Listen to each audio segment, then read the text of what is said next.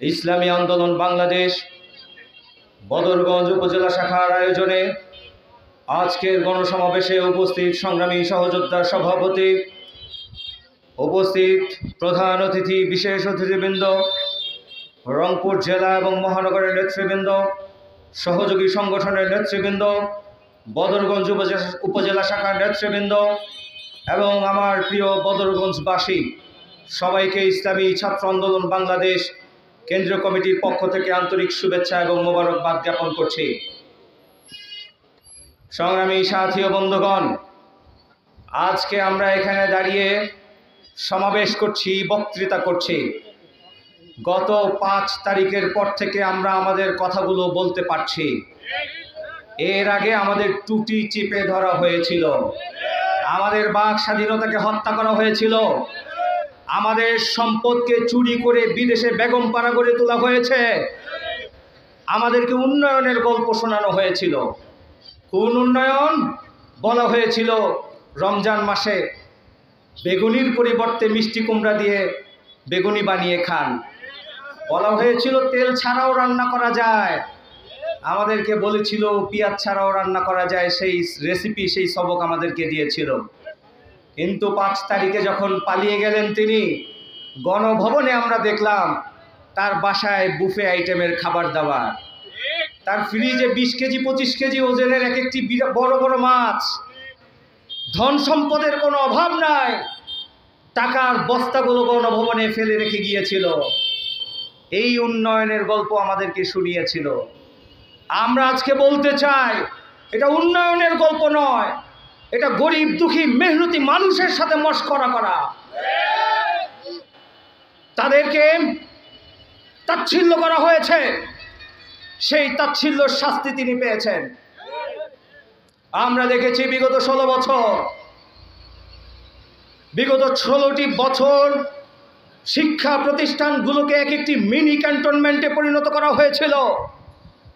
আমাদের ভাই আবরার ফাহাদকে তার নিজের ক্যাম্পাসে, বুয়েটের মতো সর্বোচ্চ বাংলাদেশের মেধার ভিত্তিতে যেই সর্বোচ্চ বিদ্যাপীঠ, সেখানে তাকে সারা রাত্র সাপের মতো পিটিয়ে পিটিয়ে হত্যা করা হয়েছে। খুনিদেরকে দেখা গেছে সিসিটিভি ফুটেজে, কিন্তু তাদের বিচার বাংলাদেশে হয় না। আমরা দেখেছি সিলেটে এমসি কলেজে স্বামীকে বেঁধে রেখে এই ছাত্রলীগ স্ত্রীকে গণধর্ষণ চালিয়েছে। আমরা দেখেছি তারা বলতে চায় তারা নাকি হিন্দু সহ অমুসলিম সম্প্রদায়ের সরকার, কিন্তু আমরা দেখেছি ছাত্রলীগ নামক এই নরপিচাসরা, গুন্ডারা, তারা আমার ভাই বিশ্বজিৎকে দিনের আলোতে প্রকাশ্যে দিবালোকে কুপিয়ে কুপিয়ে হত্যা করেছে। তারা রাজনৈতিক স্বার্থে হিন্দু সহ অমুসলিম জনশক্তিকে তারা ব্যবহার করেছে। আওয়ামী লীগ শাসন আমলে 16টি বছর হিন্দুরা নিরাপদে ছিল না। তারা তাদের মন্দিরে আঘাত হয়েছে, মন্দিরকে ভাঙচুর করা হয়েছে, প্রতিমা ভাঙচুর করা হয়েছে।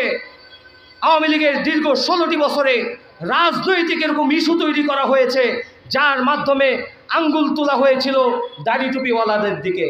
কিন্তু বাংলাদেশের কোনো দাড়ি টুপিওয়ালা, কোনো ইসলামী সংগঠনের কোনো নেতাকর্মী কোনো হিন্দু প্রতিমা ভাঙ্গার দায়ী ছিলেন না, এবং এটা বাংলাদেশে প্রমাণিত হয়েছে। ভারত হিন্দু প্রীতি দেখায়। গত 2 তারিখে স্বর্ণা দাস নামক একজন হিন্দু কিশোরীকে গুলি করে বিএসএফ হত্যা করেছে। আমরা বলতে চাই যে পানির আগ্রাসন চালিয়েছে, এই পানির আগ্রাসনে ফেনী, কুমিল্লা, লক্ষ্মীপুর, নোয়াখালী, বিবাড়িয়া, হবিগঞ্জ, মৌলভীবাজার এবং চট্টগ্রামের একাংশ সহ বাংলাদেশের অজস্র মানুষের সব সহায় সম্পত্তি বিসর্জন হয়ে গিয়েছে। সেখানেও ভারত থেকে ছুটে আসা এই পানিগুলো দিয়ে অনেক মন্দির ক্ষতিগ্রস্ত হয়েছে, অনেক হিন্দুরা তাদের সব কিছু হারিয়েছে। আমরা তো বাংলাদেশের শত সহস্র বছরের ইতিহাস জানি। আমরা আমাদের মসজিদে জুমার দিন মিলাদ পড়াই, গণেশের দোকান থেকে জিলাপি নিয়ে এসে আমরা আমাদের মসজিদে মিলাদ পড়িয়ে জিলাপি বিতরণ করি। এই সংস্কৃতিতে আমরা অভ্যস্ত। আমরা তো বাংলাদেশে এই সংস্কৃতিতে অভ্যস্ত, এই সম্প্রীতিতে অভ্যস্ত। যেখানে আব্দুল গফুরের দোকান থেকে রামচন্দ্র দাস তিনি আগরবাতি মোমবাতি নিয়ে গিয়ে পূজা পার্বণ অর্চনা করে থাকেন। এখানে হিন্দু মুসলিম এই নামগুলো ব্যবহার করে ভারতকে বাংলাদেশ থেকে ইস্যু দেওয়া হতো, আর সেখান থেকে বাংলাদেশের স্বার্থ বিপরীতে গিয়ে ভারত তার স্বার্থে অনেক কিছু আদায় করে নিত। যেখানে বাংলাদেশের শত্রু শেখ হাসিনা গণহত্যাকারী স্বৈরাচারী একজন শাসক, তাকে ভারত আশ্রয় দিয়েছে। পৃথিবীর কোনো দেশ আশ্রয় দেওয়ার জন্য রাজি হয়নি, কিন্তু ভারত তাকে আশ্রয় দিয়েছে। আমরা প্রতিবেশী বন্ধুদের, প্রতিবেশী রাষ্ট্রগুলোর সাথে বন্ধুত্বপূর্ণ আচরণ চাই, কিন্তু আমরা দেখছি ভারত বাংলাদেশকে কখনো বন্ধু মনে করে নাই। তারা প্রভু হিসাবে গোলামের সাথে যেই ব্যবহার করে, বাংলাদেশের সাথে সেই ব্যবহার বারবার করেছে। আমরা প্রভুত্ব চাই না, দাসত্ব চাই না, আমরা দিল্লির মসনদ চাই না, আমরা ঢাকার যেই মসনদ, সেই মসনদের রাষ্ট্রের জনগণের যে মত, জনগণের যে পথ, জনগণের যে ভাবনা, সেই ভাবনার আলোকে একটি সুখী সমৃদ্ধশীল বাংলাদেশ বিনির্মাণ করতে চাই। আমরা আমাদের দেশের কল্যাণের কথা চিন্তা করতে চাই। বাংলাদেশে 1971 সালে যখন স্বাধীনতা সংগ্রাম হয়েছিল, সাম্য, মানবিক মর্যাদা এবং সামাজিক ন্যায় বিচার প্রতিষ্ঠার স্বপ্ন নিয়ে এই বাংলাদেশ স্বাধীন হয়েছিল, লাল সবুজের পতাকা এসেছিল। কিন্তু বাংলাদেশের স্বাধীনতার 53 বছর পার হওয়ার পরেও সাম্য, মানবিক মর্যাদা এবং সামাজিক ন্যায় বিচার কোথাও প্রতিষ্ঠিত হয় নাই। বাংলাদেশের মানুষ তাদের কথা বলতে পারে না, বাংলাদেশের মানুষ তারা নিরাপদে রাস্তায় চলাফেরা করতে পারে না। এই সংস্কৃতি আমরা দেখেছি বিগত 53 বছর। আর বাংলাদেশকে আমরা এরকম দেখতে চাই না, আর বদরগঞ্জকে আমরা এরকম দেখতে চাই না। আমরা চাই একটি সুখী সমৃদ্ধিশীল বদরগঞ্জ তৈরি হবে, যেখানে প্রত্যেকজন অভিভাবক তার সন্তানকে যখন স্কুলে পাঠাবে, স্কুল থেকে সে নিরাপদে ফিরে আসবে, এরকম নিশ্চয়তা মা বাবারা পাবে।